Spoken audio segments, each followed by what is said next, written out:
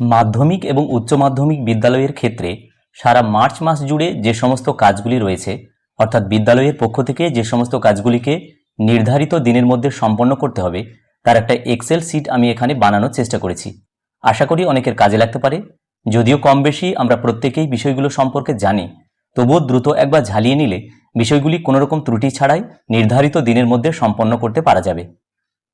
এটির PDF link আমি description বক্সে দিয়ে রাখবো, আপনারা প্রয়োজনে ডাউনলোড করেও রাখতে পারবেন অথবা ভিডিওটির স্ক্রিনশট মেরে রাখতে পারেন।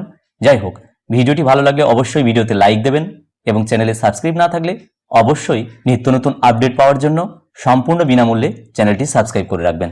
তো প্রথমেই আসছি ক্লাস 9 2025 সালে ক্লাস 9-এর রেজিস্ট্রেশন সার্টিফিকেটে যদি নামের বানানে কিছু ভুলভ্রান্তি থাকে, তখন যে নির্দেশিকা দেওয়া হয়েছিল, বলা হয়েছিল 2-3-2026 থেকে 13-3-2026 এই তারিখের মধ্যে যদি রেজিস্ট্রেশন সার্টিফিকেটে ক্লাস 9-এর 2025 সালের নাম, বাবার নাম, মায়ের নাম, জন্ম তারিখ এই ধরনের কোনো ভুলভ্রান্তি যদি থাকে, সংশোধনের জন্য নির্ধারিত দিন দেওয়া হয়েছে 2-3-2026 থেকে 13-3-2026 কনসার্ন রিজনাল অফিসে গিয়ে সানডে এবং হলিডে ছাড়া যে সমস্ত দিন সেইগুলো ছাড়া এই দিনে এটা করতে বলা হচ্ছে। ক্লাস 9 2025-এর ফাইনাল এবং লাস্ট ফেজ অনলাইন রেজিস্ট্রেশন করার জন্য লেট ফাইন, অবশ্যই এখানে বলা হয়েছে লেট ফাইন বা লেট ফিজ অ্যাপ্লিকেবল হবে, সেটা 25শে ফেব্রুয়ারি 2026 11টা থেকে 7-3-2026 বিকেল 4টে পর্যন্ত এটা করতে পারা যাবে। এবং এটা West Bengal board of secondary education projects বলে যে ওয়েবসাইট রয়েছে, সেই ওয়েবসাইট থেকে এটা করা যাবে। এবং এটা বলা হচ্ছে 25 সালে ক্লাস 9-এর, অর্থাৎ এখন 26 সালে ক্লাস 10-এ যারা পড়ছে তাদের ফাইনাল এবং last phase of online registration করার জন্য লেট ফাইন সহ এই দিন দেওয়া হয়েছে 25শে ফেব্রুয়ারি থেকে 7ই মার্চ পর্যন্ত। এবার 2026 সালে মাধ্যমিক পরীক্ষা যারা দিয়েছে তাদের ক্ষেত্রে বলা হয়েছে মাধ্যমিক পরীক্ষা শেষ হয়ে যাওয়ার পর যদি অ্যাডমিট কার্ডে কোনো সংশোধন করতে হয়, যেমন নাম, বাবার নাম, মায়ের নাম, জন্ম তারিখ এই ধরনের ভুলভ্রান্তি যদি থাকে, তাহলে মাধ্যমিক পরীক্ষা শেষ হয়ে যাওয়ার পর অ্যাডমিট কার্ডের সংশোধন হবে। এবং সেটা বলা হয়েছে 2রা মার্চ থেকে, অর্থাৎ 2-3-2026 থেকে 31-3-2026 31শে মার্চ পর্যন্ত। এটাও কনসার্ন যে রিজনাল অফিস, অর্থাৎ সংশ্লিষ্ট রিজনাল অফিসে গিয়ে এটা সংশোধন করতে হবে।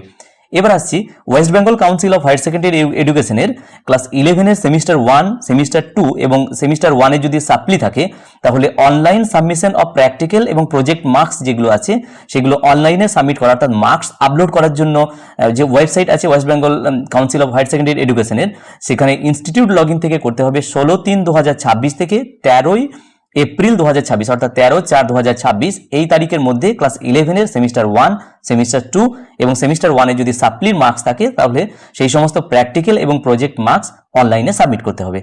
ক্লাস 12-এর বলা হচ্ছে যে এইচএস সেমিস্টার এবং ওল্ড সিস্টেমে যে এইচএস 2026-এর যে schedule of HS practical exam 2026-এর সেমিস্টার সিস্টেমে বা ওল্ড সিস্টেমে যাদের থাকবে, সেই সমস্ত প্র্যাকটিক্যাল সাবজেক্ট যে সমস্তগুলো রয়েছে সেগুলো কনসার্ন স্কুল থেকে নিতে বলা হচ্ছে 2-3-2026 থেকে 23-3-2026 এই তারিখের মধ্যে। এটা হচ্ছে schedule of HS practical exam 2026 এই তারিখের মধ্যে সংশ্লিষ্ট বিদ্যালয়ের এন্ড থেকে যে সমস্ত প্র্যাকটিক্যাল সাবজেক্ট আছে সেই প্র্যাকটিক্যালের পরীক্ষাগুলো নিয়ে নিতে হবে।